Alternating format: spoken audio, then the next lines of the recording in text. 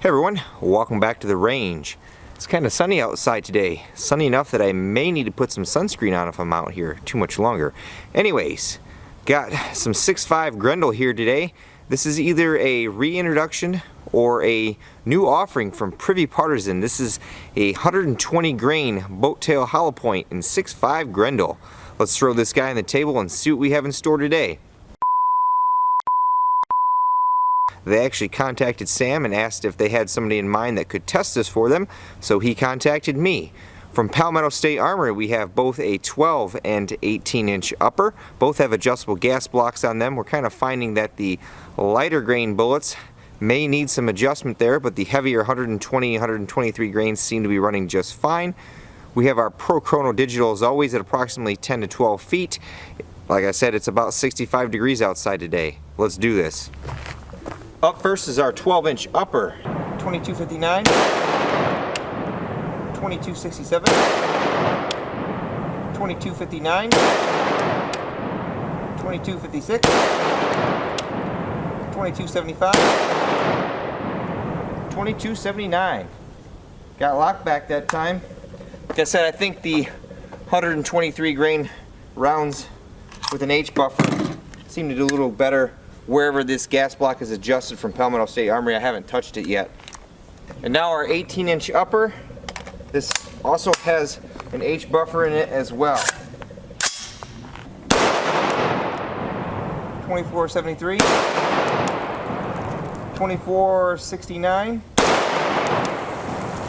2469 again, 2482, and apparently I can't count because I'm short 2 rounds. 1, 2.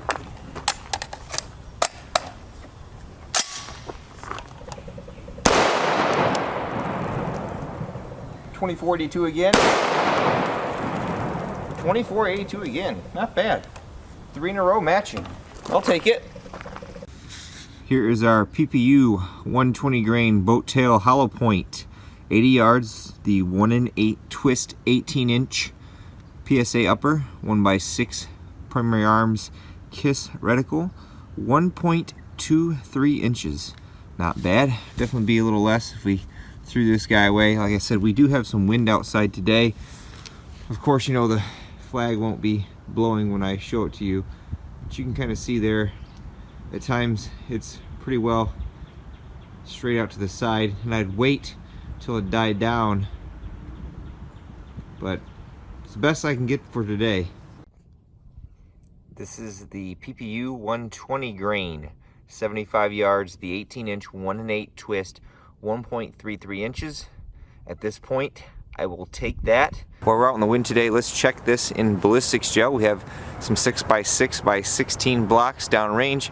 Probably not going to be able to see too much because they've been shot quite a few times with the other 6.5 Grendel, but we'll take a shot out of the 12 and 18-inch and see what's going to happen with the 120 grain boat tail hollow point. 2333.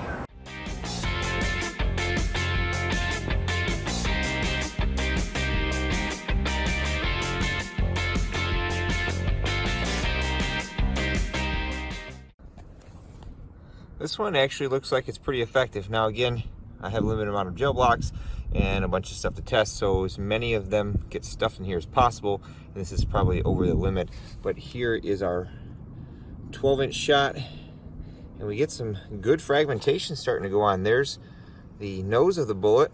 We have some exit wounds here. We have entire all the way through the block, and then there's the base of the bullet.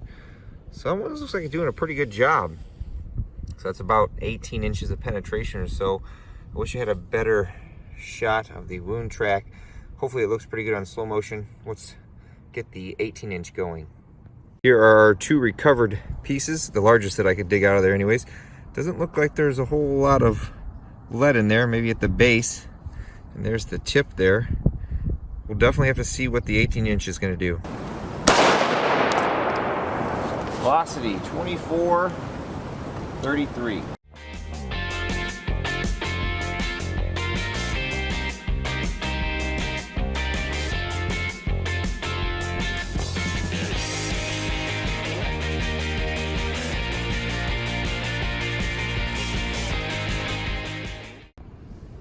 Alright, our 120 grain bolt tail hollow point from the 18 inch is this line right here. Get down to about the 6 or 7 inch mark, and then we start to see fragmentation happening. Here's a fragment right here. It looks like to be the tip of the bullet. We have a good amount of mass going off to the left here. And then right down here is more of that bullet, more fragmentation, and then we even found a piece in the block sitting next to it. So I definitely say that the PPU 120 grain offers an insane amount of fragmentation from the 18 inch and even from the 12 inch just as well. I think we have a good winner in the 6.5 Grendel with this 120 grain boat tail hollow point. I think we had the best terminal ballistics with this round out of both the 12 and 18 inch barrel. We had good penetration and fragmentation out of this.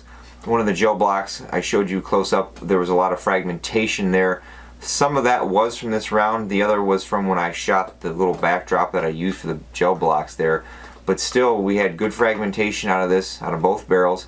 Accuracy wise, this and the Hornady Black gave us the best accuracy that I could obtain over those 3 days of the windy city that I was trying to shoot in, doing the best I can with what I have.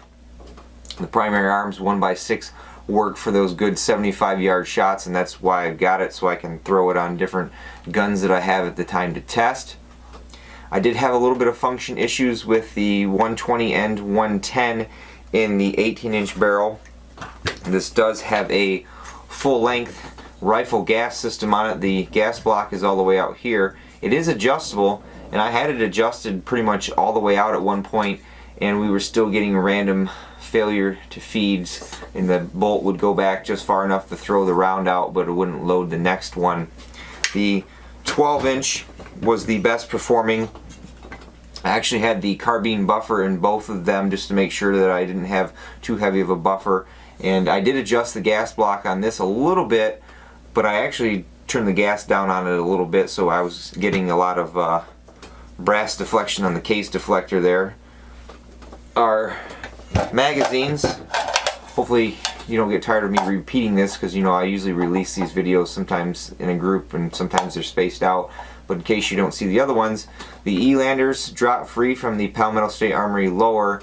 The AR Stoners didn't, but the AR Stoners I could actually load to capacity fairly easily. This Elander, once I got to 15 rounds, it became next to impossible to load it.